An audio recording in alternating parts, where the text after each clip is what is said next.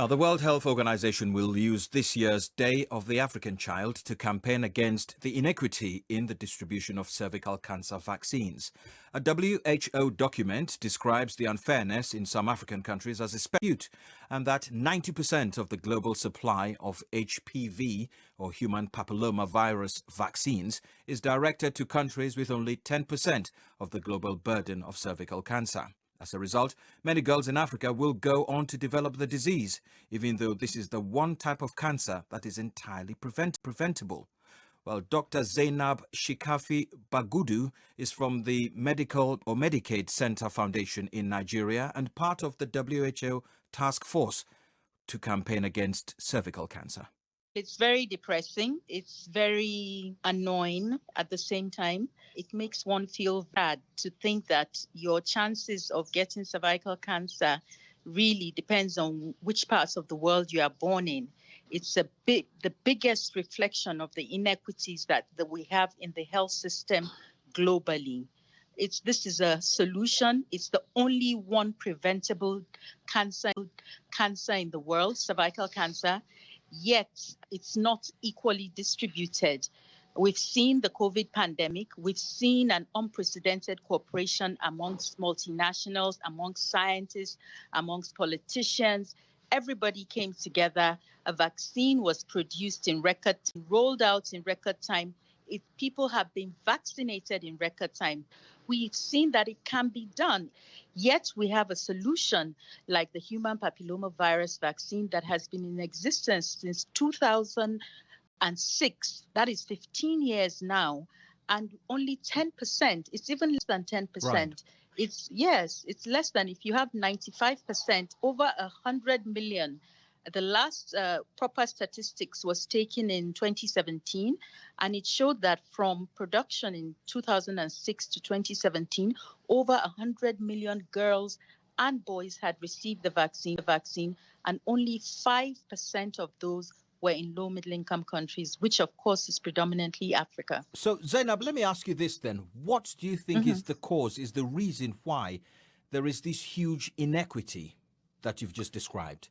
The reason is because it's not available. Production is really poor, and most of all, it is extremely expensive to afford for the millions. Of course, our population is much higher, so the affordability doesn't exist. The price has come down since its discovery and the production, but it's still not affordable. Right. There have been some efforts by multinationals and collaborations between Gavi, WHO, and the World Bank to bring down the pricing and to provide it for low-income countries, but it's not enough. Some African countries have started, but it's still not enough, and it's not getting to us quickly. Patency issue.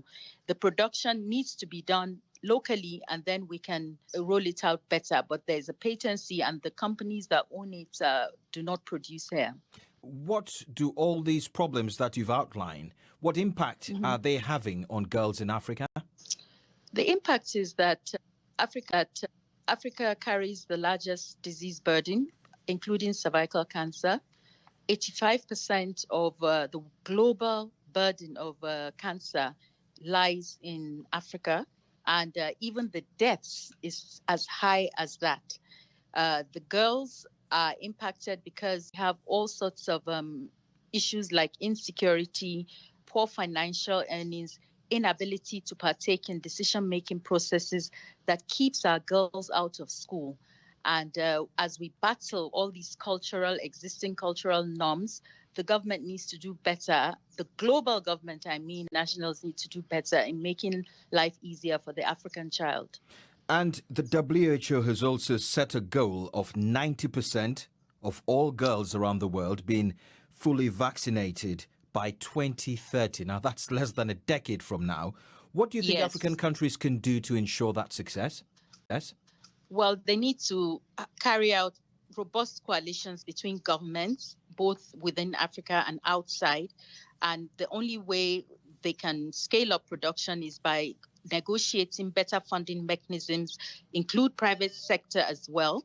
And come to agreements about the multinationals, the big pharma need to do what they did with HIV, where the price of the HIV antiretrovirals came crashing down because of the removal of the patency, and you're able to produce it anywhere. China is now producing a vaccine that is much cheaper, and that's the one we're looking to get in Nigeria. So, and also we have to call all the global industries that exist to bring their production factories to Africa. At the same time, our governments must also provide enabling environments to attract these foreign investors. And finally, Dr. Shinkafi-Bagudu, I'm just wondering, women who are sexually active cannot be protected against cervical cancer even if they get the vaccine. So what is the WHO cervical cancer elimination initiative doing for this group of women? Early screening and early treatments. That is where the screening comes in. Once sexually active, it's recommended that you have a cervical smear, a pap smear to check the cervix at least every 2 years.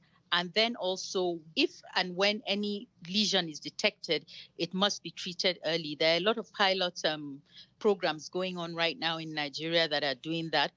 And I was talking there to Dr. Zainab Shinkafi-Bagudu from the Medicaid Cancer Foundation in Nigeria.